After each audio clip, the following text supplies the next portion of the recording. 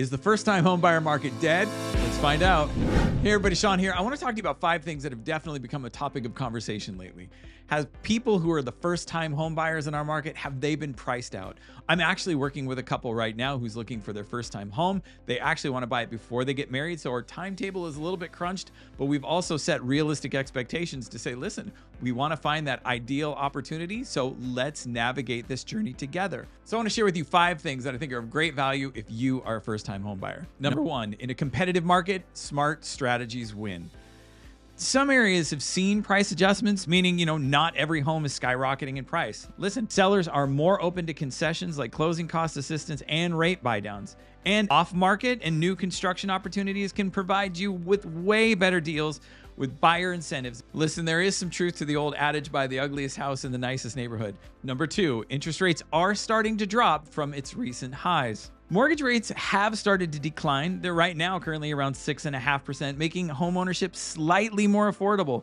Some banks are offering special low rate programs, even under 4%, to attract buyers. So having a great relationship with a real estate agent and a loan officer who can keep you up to date with how the market is changing when it comes to rates is always helpful. Number 3, first-time home buyer programs are stronger than ever. Down payment assistance, low down payment loans, and grant programs can help buyers get into homes with less upfront cash.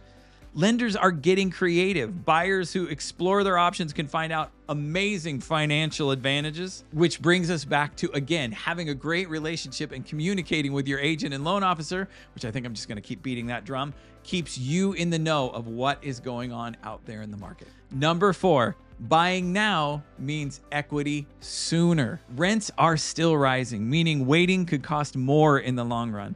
Every mortgage payment builds ownership and wealth instead of paying off your landlord's investment. You don't want to be buying someone else's house. You want to be buying your house. And number 5, and this one can spark a little bit of controversy.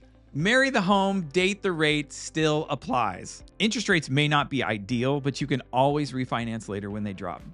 In the meantime, you're going to gain home equity when renters aren't. Now, I know that there are some people that can actually flip that on its head, but the truth is, if you are within your means, rates eventually will come down. Will we see 2% interest rates again?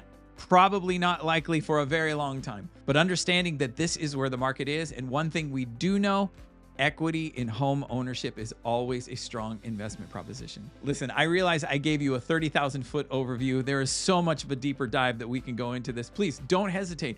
Reach out, DM me. I would love to sit down with you and go over your options, even if you're just considering entering into the first home buyer market, or even if you're sitting on the sidelines going, there is just no way. There's a great conversation to be had to find out, maybe if now isn't even the time for you, what are the things that you can do to start getting prepared? There are things you can do to increase your credit score, to increase your debt to income ratio. There are a lot of things that you can do now, and I would love to be a part of that conversation for you. That's all I've got for you now. You are absolutely awesome, and I can prove it. Sean Walker, I am out.